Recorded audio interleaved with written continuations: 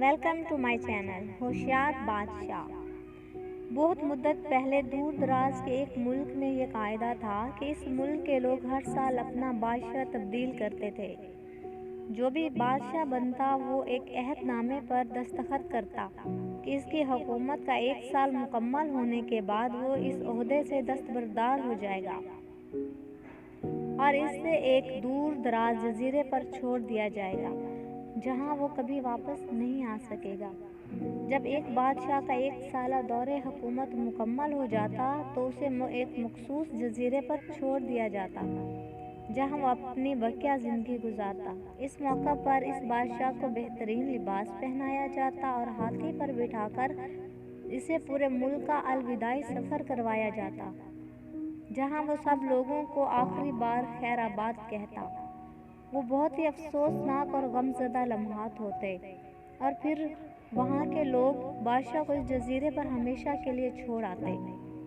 एक मर्तबा अपने पुराने बादशाह को जजीरे पर छोड़कर वापस आ रहे थे कि उन्होंने एक ऐसा समुद्री जहाज़ देखा जो कुछ देर पहले ही तबाह हुआ था और एक नौजवान ने खुद को बचाने के लिए एक लकड़ी के तख्ते का सहारा ले रखा था। चूँकि इन लोगों को एक नए बादशाह की भी तलाश थी, लिहाजा उन्होंने नौजवान शख्स को अपनी कश्ती में बिठा लिया और अपने मुल्क ले आए और इसे 1 साल की हुकूमत की दरख्वास्त करने लगे। पहले तो वो नौजवान ना माना, लेकिन फिर वो 1 साल के लिए बादशाह बनने पर रजामंद हो गया।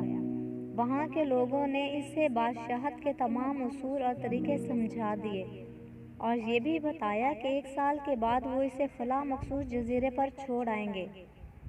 बादशाहत के तीसरे दिन ही इस नौजवान बादशाह ने अपने वजीर से कहा, मुझे वो जगह दिखाई जाए जहाँ गुज़श्ता तमाम बादशाहों को भेजा गया था।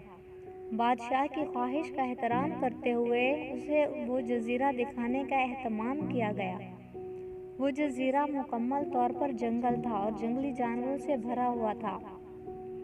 उन जानवरों की आवाज़ें जजीरे के बाहर तक सुनाई दे रही थी।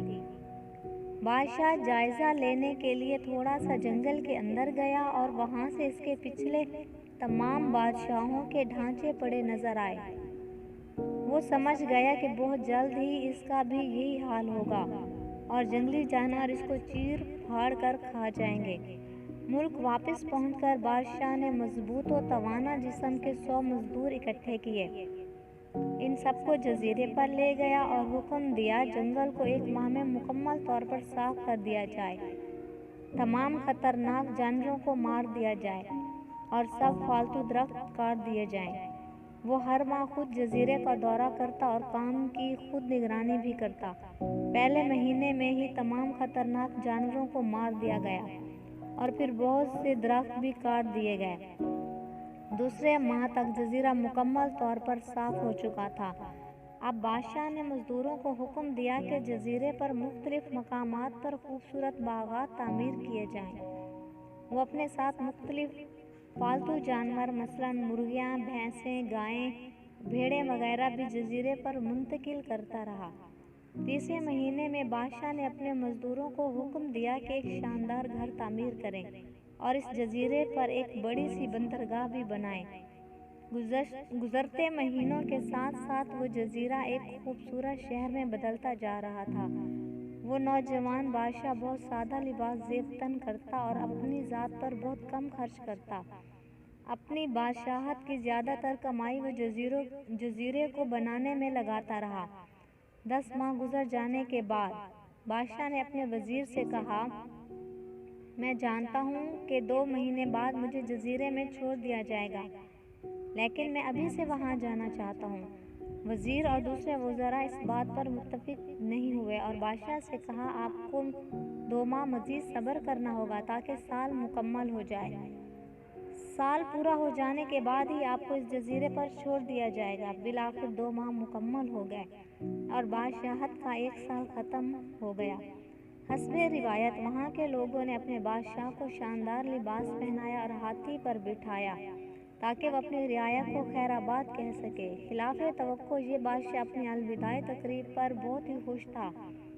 लोगों ने इससे पूछा, इस मौका पर तमाम गुज़श्ता बादशाह तो रो रहे थे, लेकिन आप हंस रहे हैं। आपके इस कदर खुश होने की क्या वजह है?